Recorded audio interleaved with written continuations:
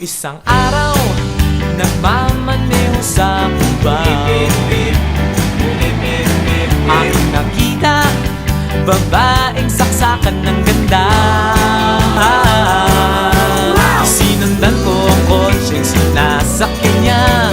Hindi ko nakitang may dumarating pala. Hindi ko naiwasan, kami bigla nagkabanggaan.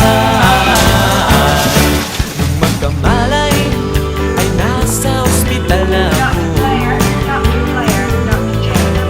Nasikaso ng doktor na pili ng nanay ko.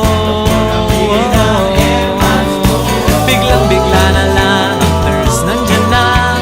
At para kong nakitang anghel sa ganda. Kahit nagdidiliyo, itong nasabi ko sa kanya. Ale, nasa